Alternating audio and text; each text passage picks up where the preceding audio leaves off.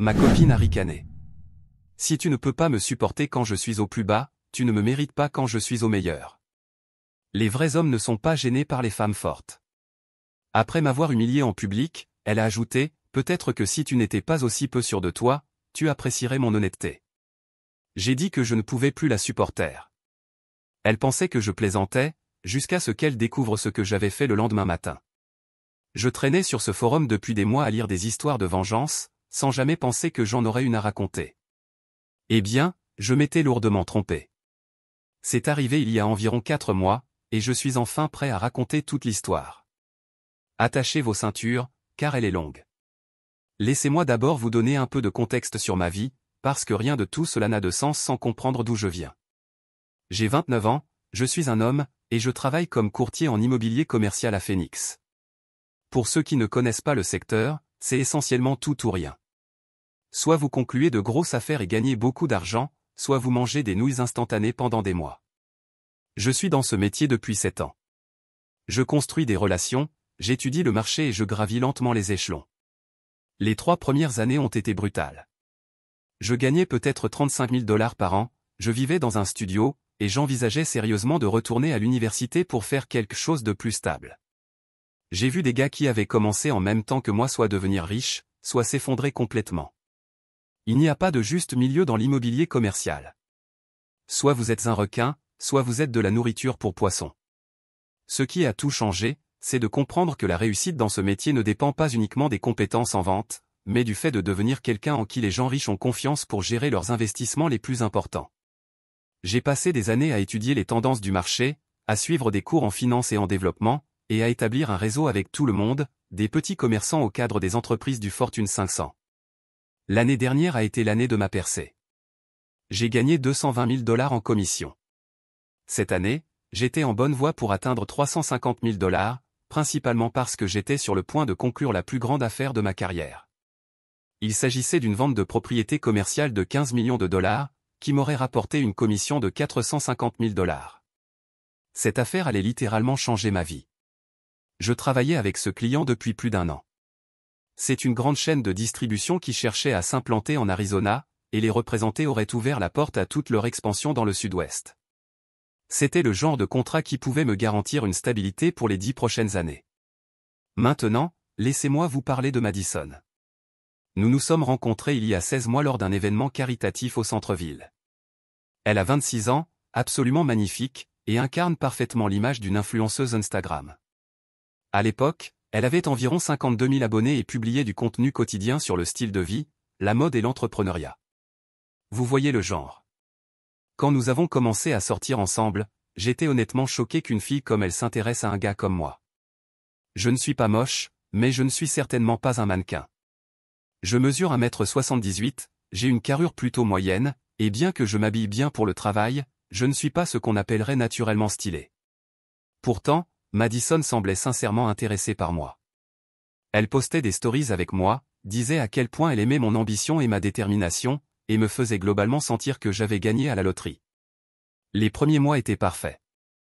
Les problèmes ont commencé petit à petit. Elle oubliait systématiquement son portefeuille à chaque rendez-vous. On parle de plus de 30 sorties où j'ai payé pour tout. Elle suggérait des restaurants chers parce que la lumière était meilleure pour le contenu, ce qui signifiait généralement des endroits où un dîner pour 2 coûtait entre 2 cents et 300 $. Elle faisait allusion à certains articles de luxe qu'elle voulait, parce qu'ils rehausseraient vraiment l'esthétique de sa marque. Ce qui m'a vraiment interpellé, c'est à quel point tout cela semblait calculé. Elle faisait des captures d'écran d'articles sur des sites de créateurs et me les envoyait avec des messages du genre « ce serait parfait pour la séance photo dont on a parlé », sauf que nous n'avions jamais parlé de cette séance photo. Ou elle disait des choses comme « j'ai vu le sac le plus mignon aujourd'hui, mais il est un peu hors budget », puis m'envoyait le lien vers un sac à main à 1 500 $. Cela ne me dérangeait pas au début. Je gagnais bien ma vie, et je pensais que c'était ce qu'on faisait quand on sortait avec quelqu'un. On prend soin d'eux. De plus, elle parlait constamment de la façon dont son influence grandissait et qu'elle pourrait bientôt contribuer davantage, une fois qu'elle aurait percé. Elle me montrait ses statistiques de croissance d'abonnés et de taux d'engagement comme s'il s'agissait de rapports boursiers. Après 6 mois, elle s'est pratiquement installée chez moi sans qu'on ait jamais eu de discussion à ce sujet. Ça a commencé par une brosse à dents, puis quelques vêtements, puis soudainement, la moitié de mon placard était remplie de ses affaires. Quand j'ai évoqué l'idée qu'elle contribue au loyer ou aux charges, elle disait des choses comme « Bébé, je construis quelque chose ici, c'est un investissement dans notre avenir commun ». 8 mois après le début de notre relation, elle a quitté son emploi à temps partiel dans une agence de marketing. Elle a quitté son emploi parce que cela l'empêchait de développer sa plateforme. Elle m'a convaincu qu'elle était sur le point de conclure des partenariats avec de grandes marques qui la rendraient financièrement indépendante. Ces partenariats ne se sont jamais concrétisés, du moins pas comme elle les décrivait. Ce que je ne réalisais pas à l'époque, c'est que je ne finançais pas seulement son style de vie, j'étais en réalité en train de faire tourner toute son activité. Je prenais environ 80% de ses photos parce qu'elle disait que j'avais un très bon œil pour la composition. Je les retouchais parce qu'elle ne savait pas utiliser Lightroom ni Photoshop. J'écrivais la majorité de ses légendes parce que, franchement, son orthographe et sa grammaire laissaient à désirer. C'était aussi moi qui répondais aux demandes des marques, qui négociait les tarifs et qui gérait tout l'aspect commercial de sa carrière d'influenceuse. Elle se contentait d'apparaître, de sourire et d'appuyer sur publier. Mais j'étais amoureux, ou du moins, je croyais l'être. Quand tout allait bien entre nous, c'était vraiment bien. Elle pouvait être douce et affectueuse, elle me faisait sentir comme la personne la plus importante du monde. Elle me disait à quel point elle avait de la chance d'avoir trouvé quelqu'un d'aussi compréhensif et soutenant. Les signaux d'alerte étaient là pourtant, comme cette fois où elle a posté une vidéo sur TikTok à propos de sortir avec quelqu'un pour évoluer, où elle expliquait que les hommes à succès faisaient les meilleurs petits amis parce qu'ils pouvaient améliorer ton niveau de vie. Ou quand elle a dit à mes amis, lors d'un barbecue, qu'elle m'apprenait à mieux m'habiller et à être plus sociable. Mais le plus gros signal d'alarme aurait dû être sa façon de parler d'argent.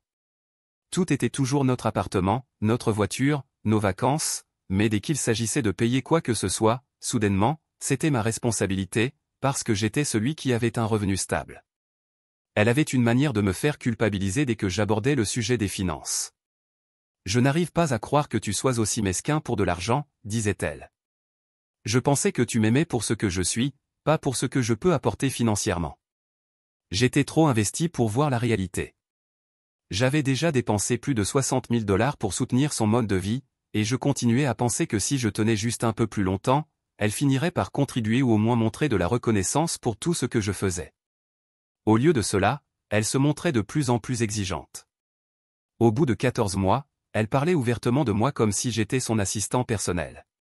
Elle disait à ses amis que Marcus s'occupe de toutes les choses ennuyeuses pour que je puisse me concentrer sur la création de contenu. Elle commençait à imposer les endroits où nous devions aller dîner, selon ce qui rendrait bien en photo. Elle critiquait mes choix de décoration d'intérieur parce qu'ils ne correspondaient pas à son esthétique. Le point de rupture aurait dû être quand elle a publié une story sur Instagram disant que certaines personnes sont des bâtisseurs, d'autres des conservateurs, et qu'il faut savoir avec qui on est en couple. L'implication était assez claire quant à la catégorie dans laquelle elle me plaçait. Mais je suis resté, parce que je suis un idiot qui croyait que l'amour, c'était censé demander des efforts. Tout s'est effondré lors de l'événement professionnel le plus important de ma vie. L'Association régionale de l'immobilier commercial organise chaque année un dîner de remise de prix au mois d'octobre. C'est le plus grand événement de réseautage de l'année. Tous les grands promoteurs, investisseurs et courtiers du Sud-Ouest y assistent. C'est là que les contrats se signent, que les partenariats se forment et que les carrières se lancent. Cette année-là était spéciale pour moi, parce que j'étais honoré en tant qu'étoile montante, courtier de l'année pour mon volume de vente. Mais plus important encore, mon client Baleine, la chaîne de distribution que je courtisais depuis plus d'1 an, allait être présent. Le PDG faisait spécialement le déplacement pour cet événement, et nous avions prévu de finaliser notre contrat de 15 millions de $ ce soir-là. Ce n'était pas un simple client, cette entreprise possédait plus de 300 magasins à travers le pays et préparait une expansion massive dans le Sud-Ouest. Les représenter en exclusivité me rapporterait des millions en commission sur les 5 prochaines années. C'était littéralement l'opportunité qui allait définir ma carrière. Je m'étais préparé pendant des mois. J'avais étudié chaque dirigeant qui serait présent, préparé des points de discussion sur les tendances du marché, et même engagé un styliste pour m'assurer d'avoir l'allure qu'il fallait. C'était ma chance de passer du statut de courtier à succès à celui d'acteur majeur du secteur. Madison était excitée par l'événement, mais pour toutes les mauvaises raisons. Elle n'arrêtait pas de dire à quel point ce serait du contenu incroyable, et qu'elle allait enfin rencontrer tous les gens riches avec qui je travaille. Elle avait passé des semaines à planifier sa tenue, qui m'a coûté 800 $, et avait déjà commencé à publier des stories sur Instagram disant qu'elle allait participer à l'événement business le plus exclusif de Phoenix. Le matin de l'événement, j'aurais dû voir les signes d'alerte. Elle a passé 4 heures à se préparer, et elle était manifestement stressée à l'idée de faire bonne impression. Mais son stress n'était pas lié au fait de me soutenir ou de représenter correctement notre couple. Elle s'inquiétait de la façon dont elle serait perçue par les personnes importantes. Ça va être tellement bon pour ma marque, répétait-elle. Tu crois que certaines de ces personnes voudraient collaborer avec moi pour du contenu sponsorisé? J'ai essayé de lui expliquer que c'était un événement professionnel, pas une opportunité de réseaux sociaux, mais elle n'écoutait déjà plus. Elle planifiait déjà ses publications Instagram et m'avait demandé de prendre des photos d'elle pendant qu'elle se préparait. Quand nous sommes arrivés sur le lieu de l'événement, cette magnifique salle de bal au Venetian Resort, elle a immédiatement commencé à prendre des selfies et à me demander de la photographier devant la bannière Step and Repeat. Les autres invités nous regardaient, et pas d'une manière bienveillante. La première heure s'est plutôt bien passée. Elle était charmante pendant le cocktail, posait des questions sur les entreprises des gens, et complimentait les autres épouses sur leur robe. J'ai commencé à me détendre et à penser que j'avais peut-être exagéré. Puis mon client est arrivé. Le PDG, appelons-le Monsieur Richard, était exactement le genre d'homme d'affaires à l'ancienne que l'on imagine, conservateur, sérieux, et pas vraiment intéressé par les bavardages. Il était accompagné de son épouse, tout aussi traditionnelle, et de son responsable de l'expansion, qui serait mon principal contact si nous finalisions l'accord. J'ai présenté Madison au groupe, et elle s'est immédiatement lancée dans un discours parfaitement répété sur son activité de création de contenu et la manière dont elle construisait une marque autour d'expériences de luxe authentiques. Madame Richard avait l'air confuse, Monsieur Richard semblait poliment désintéressé, le responsable de l'expansion regardait son téléphone, mais Madison continuait. Vous savez, Marcus a été tellement soutenant dans mon parcours entrepreneurial, il est en quelque sorte à la fois mon partenaire commercial et mon investisseur, c'est incroyable d'avoir un petit ami qui comprend que construire une marque demande du temps et des ressources. J'ai essayé d'orienter la conversation vers des sujets professionnels, mais Madison s'était accrochée à Madame Richard et ne la lâchait plus. J'adorerais présenter certaines des propriétés que Marcus vend sur mon Instagram, mon audience est très intéressée par le contenu lié à l'immobilier de luxe, pensez-vous qu'il y aurait des opportunités de collaboration? Monsieur Richard a levé un sourcil, ce n'était clairement pas la conversation pour laquelle il était venu. Madison, dis-je à voix basse, peut-être qu'on devrait les laisser profiter de leur dîner. Oh, je ne dérange personne, on discute juste entre filles, n'est-ce pas Madame Richard? Madame Richard a souri poliment, mais cherchait visiblement une échappatoire. C'est là que Madison a complètement dérapé. Ce qui s'est passé ensuite me hantera pour le reste de ma carrière. Madison devenait de plus en plus frustrée de ne pas être au centre de l'attention. Ce n'étaient pas les habitués de son Instagram, c'étaient des professionnels sérieux parlant de tendances du marché et de la valeur des biens immobiliers. Elle se sentait manifestement à l'écart et compensait en essayant de ramener toute l'attention sur elle. Vous savez ce qui est drôle, dit-elle assez fort pour que la moitié de la table entende, Marcus répète ses présentations de vente devant le miroir à la maison, des conversations complètes avec lui-même, c'est en fait assez adorable, comme regarder un petit garçon jouer au businessman. Toute la table s'est tue. J'ai vu le responsable de l'expansion de Monsieur Richard s'arrêter net de mâcher sa bouchée. Ces présentations dont elle parlait, c'était exactement celles que j'avais répétées pour cette réunion. J'avais passé des semaines à préparer l'analyse de marché et la stratégie d'expansion pour convaincre Monsieur Richard de signer avec moi. Madison, peut-être qu'on devrait, et il est tellement sérieux pour tout, ajouta-t-elle, il peut passer des heures à rechercher chaque petit détail à propos d'un bien ou d'un client, je lui dis toujours qu'il devrait se détendre un peu et faire confiance à son charme naturel. Madame Richard fixait désormais Madison avec un regard horrifié. Le responsable de l'expansion avait sorti son téléphone et tapé quelque chose, probablement des notes sur cette catastrophe. Marcus parle tout le temps de construire des relations et d'établir la confiance, continua Madison en faisant de grands guillemets dans l'air. Je lui dis, chérie, tu vends des immeubles, tu ne fais pas de la chirurgie cérébrale, parfois je pense qu'il prend ce boulot bien trop au sérieux. Monsieur Richard a posé sa fourchette avec un petit cliquetis qui a résonné comme un coup de tonnerre dans le silence qui a suivi. Cette dernière remarque m'a frappé comme un coup de poing. Ce métier, ce n'était pas juste un travail, c'était ma passion, mon identité, et le fruit de cette année d'efforts pour construire ma réputation. Et elle venait de le réduire à une affaire de trop se prendre au sérieux pour vendre des bâtiments. Madison, arrête, s'il te plaît. Quoi? Je fais juste partager à quel point tu es mignon, tout le monde trouve ça adorable. J'ai regardé autour de la table, personne ne trouvait ça adorable. Monsieur Richard avait l'air mal à l'aise, sa femme lui murmurait quelque chose, le responsable de l'expansion avait rangé son téléphone et observait la scène comme s'il assistait à un accident de voiture. Vous savez ce qui est le plus drôle, dit Madison sans percevoir l'ambiance, il pense que ce contrat de ce soir va changer toute notre vie, il en parle depuis des mois comme si c'était la chose la plus importante au monde. Je lui dis tout le temps qu'il y aura toujours d'autres opportunités, mais il est tellement focalisé sur ce client-là. Elle désigna Monsieur Richard. Sans vouloir vous offenser, dit-elle en s'adressant directement à lui, mais Marcus vous a tellement idéalisé dans sa tête, j'attendais quelqu'un de plus impressionnant. Je veux dire, vous avez l'air sympa, mais il parle de vous comme si vous étiez une sorte de célébrité du monde des affaires. Silence total. Monsieur Richard a posé sa fourchette et m'a regardé droit dans les yeux. Marcus, peut-être devrions-nous planifier une réunion de suivi la semaine prochaine pour discuter des détails. Je savais ce que cela signifiait dans le langage des affaires. Cela voulait dire que cette réunion était terminée et qu'il n'était plus sûr de vouloir travailler avec moi. Monsieur Richard, pas besoin d'expliquer, dit-il en se levant, nous avons tous des situations personnelles qui nécessitent de l'attention. Madame Richard, allons saluer les Johnson. Ils ont quitté la table.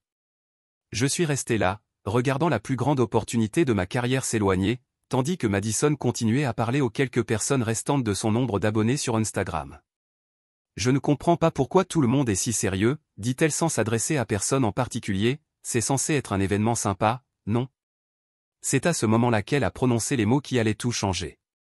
Marcus, tu recommences à être bizarre. Si tu ne supportes pas que je sois moi-même dans ce genre d'événement, il suffit de le dire. La salle entière semblait soudainement se taire. Je sentais les regards se tourner vers notre table depuis les conversations voisines. Alors je l'ai dit. Je ne te supporte plus. Madison a éclaté de rire, comme si je venais de raconter la blague la plus drôle du monde. Tu vois, il est tellement dramatique. Marcus, tu es hilarant. Dis à tout le monde que tu plaisantes. Je ne plaisante pas, Madison. Je ne peux vraiment plus te supporter. Son sourire s'est évanoui.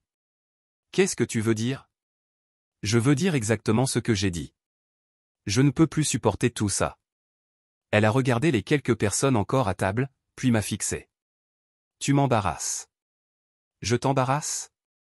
Oui, tout le monde nous regarde. Il nous regarde parce que tu viens de dire à mon client le plus important que je répète mes présentations devant un miroir et qu'il n'est pas assez impressionnant à ton goût. Je plaisantais, bon sang. Tu n'as plus aucun sens de l'humour. Je me suis levé de table. Je rentre chez moi. Marcus, assieds-toi, tu fais une scène. Non, Madison. C'est toi qui as fait une scène. Moi, je me contente de la quitter. Je suis sorti de cette salle de bal en sachant que je venais probablement de perdre le contrat le plus important de ma carrière.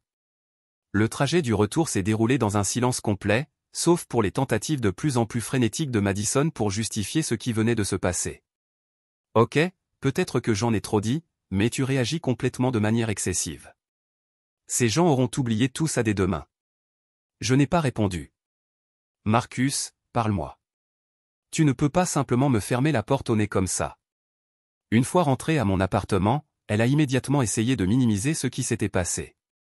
Écoute, je comprends que tu sois contrarié, mais tu es beaucoup trop sensible à tout ça.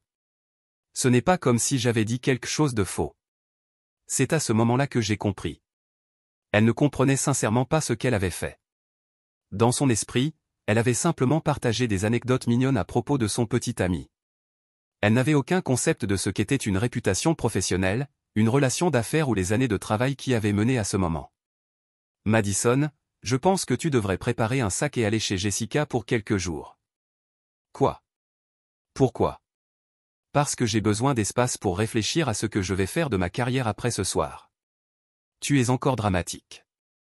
Un dîner gênant ne va pas ruiner ta carrière. Ce n'était pas juste un dîner gênant. Tu as insulté mon client en face, et tu m'as fait passer pour quelqu'un de totalement non professionnel. Je n'ai insulté personne. J'étais juste amical. C'est là que j'ai su que cette relation était terminée. Elle était littéralement incapable de comprendre pourquoi son comportement était inapproprié. Prépare un sac, Madison, s'il te plaît. Très bien, mais c'est ridicule. Tu réaliseras que tu exagères dès demain. Elle a jeté quelques vêtements dans un sac de voyage et est partie chez son amie Jessica. Je pensais qu'elle reviendrait après 1 ou 2 jours, une fois calmée, et qu'on pourrait avoir une discussion rationnelle sur les limites et le respect. Mais au lieu de ça, elle a explosé sur les réseaux sociaux. Le dimanche matin, je me suis réveillé avec mon téléphone qui vibrait sans arrêt à cause des notifications. Madison avait publié une série de stories Instagram à propos de son petit ami contrôlant qui l'avait mise à la porte pour avoir été elle-même et qui tentait de réduire sa voix au silence. Elle avait aussi posté plusieurs photos que j'avais prises et retouchées, en affirmant que c'était des exemples de son travail et qu'elle construisait quelque chose de magnifique que des personnes toxiques voulaient détruire. Mais c'est là que Madison a commis l'erreur fatale. Dans sa colère, elle avait également publié des captures d'écran de conversation avec ses amis où elle se vantait du fait que je finançais entièrement son style de vie et qu'elle n'avait jamais à se soucier de l'argent parce que Marcus s'occupait de tout. Elle avait en gros fourni la preuve exacte de la dynamique de notre relation. J'ai fait des captures de tout, avant qu'elle ne puisse les supprimer, puis je me suis mis au travail. Je suis quelqu'un de naturellement méticuleux. Il le faut dans l'immobilier commercial. Chaque contrat, chaque négociation, chaque échange avec un client est documenté. Sans m'en rendre compte, j'avais documenté toute l'activité de Madison pendant plus d'1 an. D'abord, j'ai rassemblé toutes les preuves, les photos que j'avais prises, les légendes que j'avais écrites, les emails que j'avais envoyés en son nom, les reçus de tout ce que j'avais acheté pour sa marque. J'ai constitué un dossier complet montrant exactement à quel point j'étais responsable de son contenu et de son activité. Puis j'ai commencé à passer des appels. Madison avait 3 partenariats de marque actifs à ce moment-là. Une entreprise de soins de la peau qui la payait $500 par publication, une boutique de vêtements qui lui offrait des articles gratuits, et une marque de bijoux qui la payait $200 par publication, plus une commission sur les ventes. J'ai contacté le service marketing de chaque entreprise et leur ai transmis les emails montrant que c'était moi qui avais initié le contact, négocié les accords, et rédigé les contenus sponsorisés pour lesquels ils la rémunéraient. J'ai également inclus les captures d'écran de Madison où elle se vantait de ne pas avoir besoin de travailler, parce que je gérais tout. Les réponses ont été rapides et sans appel. L'entreprise de soins a répondu en moins de 2 heures. Merci d'avoir porté ceci à notre attention. Nous pensions travailler avec une créatrice de contenu indépendante, pas avec un compte géré. Ce partenariat sera résilié immédiatement. La boutique de vêtements a été encore plus directe. C'est exactement le type de relation d'influence non authentique que nous cherchons à éviter. Partenariat annulé avec effet immédiat. La marque de bijoux a demandé un appel en visioconférence, qui s'est transformé en une série de questions sur l'étendue de mon implication dans la création de contenu de Madison. Quand j'ai expliqué que je gérais pratiquement toute son activité pendant qu'elle en récoltait les lauriers, non seulement ils ont mis fin à son partenariat, mais ils m'ont également demandé si je serais intéressé pour gérer leur campagne de marketing d'influence de manière professionnelle. Ensuite, je me suis attaqué aux questions de propriété intellectuelle. Toutes ces photos dont Madison était si fière, j'en avais pris environ 85%. J'étais le propriétaire des droits d'auteur sur mon propre travail, et elle les utilisait à des fins commerciales sans attribution ni compensation. J'ai passé tout un week-end à passer en revue ses comptes Instagram, TikTok et Facebook, en cataloguant chaque photo que j'avais prise. J'avais les fichiers originaux en format brut sur mon disque dur, avec les métadonnées montrant quand et où chaque photo avait été prise. J'ai créé un tableau détaillé avec des liens vers chaque publication, la date de mise en ligne et la preuve de ma propriété. J'ai ensuite déposé des demandes de retrait des MCA auprès d'Instagram, TikTok et Facebook pour chaque photo dont je pouvais prouver qu'elle était la mienne. En moins de 48 heures, son feed soigneusement soigné avait perdu environ la moitié de son contenu. Mais je ne faisais que commencer. Voyez-vous, toute la marque de style de vie de Madison reposait sur l'illusion de l'indépendance financière et du succès. Des vêtements de luxe, des restaurants chers, des voyages somptueux, tout cela financé par moi. J'avais les reçus de tout. J'ai créé un tableau détaillé documentant chaque achat que j'avais fait pour elle pendant 16 mois, sacs de créateurs, bijoux, vêtements, dîners, voyages, abonnements à des salles de sport, factures de téléphone, assurance auto, soins esthétiques, matériel photo, abonnement à des logiciels de retouche. Tout. Le total s'élevait à $73 000. J'ai envoyé le tout à Madison sous forme de facture simple, paiement pour services de développement de marque et de gestion de style de vie, montant du $73 000, délai de paiement 30 jours. Sa réponse fut immédiate et prévisible. Tu es fou. Je ne vais pas te payer juste pour avoir été un bon petit ami. Ma réponse, ce n'était pas des cadeaux. D'après tes propres publications sur les réseaux sociaux, il s'agissait de financement pour ton activité. Les entreprises paient leurs prestataires. J'ai également envoyé des copies de la facture à ses parents et à son amie Jessica, accompagné d'une note expliquant que Madison avait présenté notre relation comme un partenariat professionnel, et non romantique, et que je ne faisais que suivre sa logique. Ensuite, j'ai fait preuve de créativité avec les services à domicile. Madison avait encore les clés de mon appartement, et techniquement, elle y vivait encore, même si elle était chez Jessica depuis une semaine. Elle passait pendant la journée pour utiliser le Wi-Fi afin de publier du contenu, prendre une douche et se changer. J'ai changé les serrures. J'ai aussi annulé l'abonnement premium au câble qu'elle utilisait pour sa musique de fond dans ses vidéos, remplacé par un forfait internet basique incapable de gérer les envois de vidéos, et changé tous les mots de passe des plateformes de streaming. Mais le coup de maître était encore à venir. Pendant que je démantelais méthodiquement l'opération d'influence de Madison, quelque chose d'inattendu est arrivé dans ma carrière. Le lundi matin, j'ai reçu un appel de mon courtier. Il était présent au dîner de remise de prix et avait assisté à tout le désastre. « Marcus, il faut qu'on parle. Je pensais que j'allais être viré. Je suis dans ce métier depuis 25 ans, m'a-t-il dit, et j'ai vu de nombreuses carrières prometteuses être détruites par des drames personnels. Mais j'ai aussi vu comment quelqu'un gérait une crise, et cela me dit tout ce que j'ai besoin de savoir sur son caractère. Monsieur, je suis vraiment désolé pour « laisse-moi finir ». Monsieur Richard m'a appelé hier. Mon cœur s'est arrêté. Il voulait en savoir plus sur toi. Plus précisément, il voulait savoir si la manière dont tu avais géré cette situation reflétait ta façon de gérer la pression en général. Je ne savais pas quoi dire. Je lui ai dit qu'en 7 ans, je ne t'ai jamais vu perdre ton sang-froid avec un client difficile, jamais vu faire des promesses que tu ne pouvais pas tenir, jamais vu laisser tes problèmes personnels affecter ton professionnalisme. Il a été impressionné par le fait que tu n'as pas cherché d'excuses ni blâmé qui que ce soit pour ce qui s'est passé. Qu'est-ce que cela signifie? Cela signifie qu'il veut aller de l'avant avec le contrat. En fait, il veut même élargir sa portée. Ils veulent que tu gères toute leur expansion dans le sud-ouest, pas seulement les propriétés à Phoenix. J'ai failli laisser tomber mon téléphone.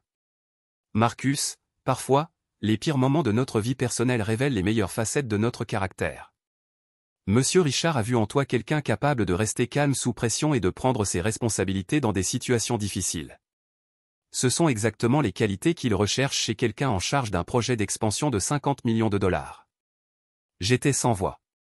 Le nouveau contrat portait sur la représentation exclusive de toute leur expansion régionale. On parlait de 15 à 20 propriétés sur les 3 prochaines années. Ma commission passait de 450 000 $ à potentiellement 2 800 000 $. Meilleur lundi de ma vie. Mais Madison n'en avait pas encore fini. Le mardi matin, elle s'est présentée à mon immeuble de bureau. Le gardien de sécurité m'a appelé pour m'informer que j'avais une visiteuse. Dites-lui que je suis en réunion toute la journée et que je ne reçois personne sans rendez-vous. Elle dit qu'elle est votre fiancée et que c'est une urgence familiale. Fiancée? Le culot était hallucinant. Nous n'avions même jamais parlé officiellement d'emménager ensemble, encore moins de mariage. Dites-lui que je ne suis pas fiancé et qu'il n'y a aucune urgence familiale. Si elle refuse de partir, appelez la sécurité de l'immeuble. 20 minutes plus tard, mon collègue Dave est passé dans mon bureau. Et mec, il y avait une femme en bas qui prétendait que tu l'avais abandonnée et volé son entreprise. La sécurité a dû l'expulser. Tout va bien? Les nouvelles circulent vite dans un immeuble professionnel. À midi, 3 personnes différentes m'avaient demandé si je traversais une rupture difficile, car apparemment, Madison racontait à qui voulait l'entendre dans le hall que je l'avais abusé financièrement. 1 heure plus tard, elle postait des stories Instagram depuis le parking, affirmant que je me cachais derrière la sécurité et que je refusais d'assumer les conséquences de mes actes. Elle se filmait en pleurs dans sa voiture, expliquant comment les hommes puissants pensent pouvoir détruire les femmes qui disent la vérité. Les commentaires sur cette story étaient fascinants. Les quelques abonnés qui lui restaient étaient partagés entre ceux qui la soutenaient et ceux qui la critiquaient. Plusieurs avaient visiblement fait le lien avec la baisse soudaine de la qualité de son contenu, et posaient des questions précises sur qui créait réellement ces publications.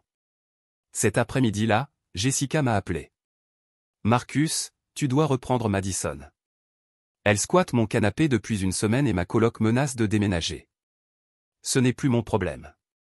Elle dit que tu lui as volé tout son contenu et ruiné ses partenariats professionnels. J'ai protégé ma propriété intellectuelle et j'ai informé ses partenaires commerciaux de la véritable nature de notre relation. Elle parle de contacter un avocat. Qu'elle le fasse. J'aimerais beaucoup présenter tous mes documents devant un tribunal. Ce soir-là, j'ai reçu un message d'un numéro inconnu. Ici l'avocat de Madison. Nous devons discuter de votre vol de la propriété de ma cliente et de son expulsion illégale de son domicile. J'ai transféré le message à un ami avocat, qui m'a rappelé en riant. Ce n'est pas un vrai avocat. Aucun juriste ne t'écrit depuis un portable personnel, et encore moins avec des termes comme expulsion illégale pour quelqu'un qui n'était même pas sur le bail. Elle bluffe. Le mercredi matin, Madison a fait sa dernière tentative désespérée. Elle s'est pointée au restaurant où je déjeunais avec Monsieur Richard et son équipe pour finaliser notre contrat élargi. Je l'ai vue entrer et je me suis immédiatement excusé auprès de la table. Madison, que fais-tu ici? J'essaie de sauver ta carrière. J'ai parlé à quelques personnes et leur ai expliqué que tu étais sous pression ces derniers temps, que tu ne pensais pas clairement. Je peux arranger les choses. Tu as parlé à qui? J'ai contacté quelques-unes des femmes présentes l'autre soir et je leur ai expliqué notre situation. Elles comprennent que les relations peuvent traverser des moments difficiles. J'ai regardé notre table. Monsieur Richard nous observait, intéressé mais pas alarmé. Madison, par maintenant. Pas tant que tu n'auras pas cessé ce comportement puéril et admis que nous sommes faits l'un pour l'autre. Tu sais bien que tu ne peux pas gérer ta carrière sans mon soutien. C'est à ce moment-là que j'ai compris qu'elle croyait sincèrement avoir aidé ma carrière, plutôt que de lui nuire. Mesdames et messieurs, ai-je dit suffisamment fort pour que les tables voisines entendent, cette femme n'est pas ma fiancée, ni ma partenaire d'affaires, et n'est actuellement pas la bienvenue chez moi. Si quelqu'un la connaît personnellement et peut l'aider à trouver un logement approprié, je lui en serai reconnaissant, car je ne suis pas responsable de sa situation. Le restaurant entier s'est tu. Le visage de Madison est devenu écarlate. Tu vas le regretter. C'est moi qui t'ai rendu célèbre. Sans moi, tu n'es qu'un autre agent immobilier ennuyeux. La sécurité du restaurant l'a escorté dehors pendant qu'elle hurlait à propos de poursuites judiciaires et de comment je lui avais volé son œuvre de vie. Je suis retourné m'asseoir face à Monsieur Richard, m'attendant à ce qu'il soit horrifié. Mais au lieu de cela, il avait l'air pensif. Marcus, puis-je vous poser une question personnelle? Bien sûr. Pendant combien de temps l'avez-vous soutenu financièrement? Environ 16 mois. Et elle n'a jamais contribué aux dépenses du foyer ni aux frais de son activité? Non, monsieur. Il a hoché lentement la tête. Messieurs, je pense que nous avons trouvé la bonne personne pour gérer notre expansion. Quelqu'un capable d'identifier les relations non rentables et de couper les pertes avec fermeté. Il saura très bien gérer notre portefeuille d'investissement. Nous avons signé le contrat élargi cet après-midi-là. Le mois suivant a été relativement calme. Madison était apparemment retourné vivre chez ses parents, à environ 2 heures de Phoenix. Son compte Instagram était quasiment à l'arrêt, sauf pour quelques publications occasionnelles sur le fait d'apprendre à se valoriser et de découvrir qui sont ses vrais amis. Je pensais que c'était terminé. J'aurais dû me douter que non. 6 semaines après l'incident au restaurant, j'ai reçu un appel d'un numéro inconnu. Marcus, c'est Madison. Comment as-tu eu ce numéro? Je suis dans une situation grave, j'ai besoin de ton aide. Ce n'est plus mon problème. S'il te plaît, écoute juste une minute. L'administration fiscale m'a mise sous contrôle. Apparemment, quand j'ai déclaré tous ces paiements de marque comme revenus professionnels, j'étais aussi censé déclarer l'argent que tu m'avais donné. Ils disent que je dois 35 000 $ de taxes et de pénalités. Je n'ai pu m'empêcher de sourire un peu. Ça ressemble à un problème de finances personnelles. Marcus, je ne peux pas payer. Mes parents ont découvert les problèmes fiscaux et m'ont mise à la porte. Jessica refuse que je reste chez elle après ce qui s'est passé à ton bureau. Je vis littéralement dans ma voiture. Ce n'est pas ma responsabilité. Mais c'est à cause de toi. Si tu n'avais pas envoyé ce tableau à mes partenaires de marque, rien de tout cela ne serait arrivé. Madison, tu as rempli des déclarations fiscales incorrectes. Ce n'est pas ma faute. Je ne savais pas comment fonctionnaient les impôts. C'est toujours toi qui gérais les trucs compliqués. Je ne suis pas doué avec les chiffres et les questions légales. L'ironie était incroyable. Pendant 16 mois, elle s'était vantée auprès de tout le monde d'être entrepreneur et de gérer son propre business, mais elle n'avait jamais réellement appris comment cela fonctionnait. J'essaie de comprendre tout ça depuis des semaines, continua-t-elle d'une voix brisée. Je suis allé dans 3 centres fiscaux différents et ils m'ont tous dit la même chose. Je dois de l'argent que je n'ai pas, pour des revenus que je ne savais pas devoir déclarer. Donc tu apprends ce qu'implique d'avoir des responsabilités. Marcus, s'il te plaît. Je sais que j'ai tout gâché. Je sais que j'ai dit des choses horribles sur toi et ruiné ta carrière, mais je suis désespéré. J'ai postulé à des emplois, mais personne ne veut embaucher quelqu'un avec une dette fiscale. Même pour des postes de serveuse, on me refuse à cause de mon image sur les réseaux sociaux. Et voilà. Cette même présence en ligne dont elle était si fière l'empêchait désormais de décrocher un travail de base. Je ferai n'importe quoi, dit-elle en pleurant. Je te rembourserai chaque centime. Je signerai tout ce que tu veux. Je ferai une vidéo publique pour m'excuser de tout ce que j'ai dit. Je t'écoute. Je dirai que tu étais un petit ami incroyable, que j'ai été égoïste et ingrate. Je dirai à tout le monde que j'ai menti en te décrivant comme un homme contrôlant et que tu étais en réalité généreux à l'extrême. Continue. Je supprimerai tous les messages négatifs à ton sujet. Je bloquerai ton numéro après ça, tu n'auras plus jamais à entendre parler de moi. Je disparaîtrai complètement de ta vie. Et en échange, aide-moi juste à comprendre cette situation fiscale. Peut-être co-signer pour un appartement, histoire que je ne sois pas à la rue. Je te jure que je te rembourserai dès que je me serai remise sur pied. Le désespoir dans sa voix était franchement pathétique. Madison, laisse-moi t'expliquer une chose. Pendant 16 mois, je t'ai tout donné, de l'argent, du soutien, de l'amour, des opportunités professionnelles. J'ai construit ton style de vie et ta carrière de zéro. Et la seule fois où j'ai eu besoin de toi, juste pour ne pas m'humilier devant mon client le plus important, tu n'en as pas été capable. Je sais, je n'ai pas terminé. Quand j'ai essayé de mettre fin à notre relation avec respect, tu es allé sur les réseaux sociaux pour tenter de détruire ma réputation. Tu m'as traité de contrôlant et d'abusif. Tu as menti à des milliers de personnes sur notre relation. J'étais blessé. Et maintenant, après tout ça, après avoir affronté les conséquences naturelles de tes propres actes, tu veux que je te sauve à nouveau. Long silence. S'il te plaît, Marcus. Je n'ai nulle part où aller. Je réalise maintenant à quel point j'étais bien avec toi. Tu aurais dû t'en rendre compte avant de décider que tu étais trop bien pour un agent immobilier ennuyeux. Je n'ai jamais dit ça. Tu l'as dit au restaurant, devant mon client. Silence. Voici ce qui va se passer, Madison. Tu vas te débrouiller toute seule, comme une adulte. De la même manière que moi, j'ai appris à construire une carrière tout en finançant ton style de vie. De la même manière que j'apprends maintenant à reconstruire ma réputation après ce que tu as fait. Marcus, tu vas apprendre ce que signifie être responsable de sa propre vie, payer ses propres factures, faire face aux conséquences de ses propres choix. Je ne sais pas comment faire tout ça. Alors tu apprendras, comme tout le monde. Mais je vais tout perdre. Tu as déjà tout perdu quand tu as décidé que m'humilier était plus important que me respecter.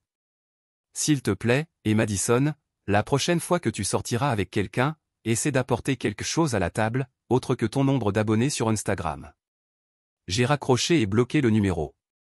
2 jours plus tard, elle a publié la vidéo d'excuses qu'elle avait promise. Elle était en réalité très complète. Elle a admis avoir menti à mon sujet, expliqué que j'avais soutenu le développement de sa carrière et assumé l'entière responsabilité de l'incident lors du dîner professionnel. Elle a également annoncé qu'elle prenait du recul par rapport aux réseaux sociaux pour se concentrer sur sa croissance personnelle et ses responsabilités financières. Son compte Instagram est devenu totalement inactif après cela.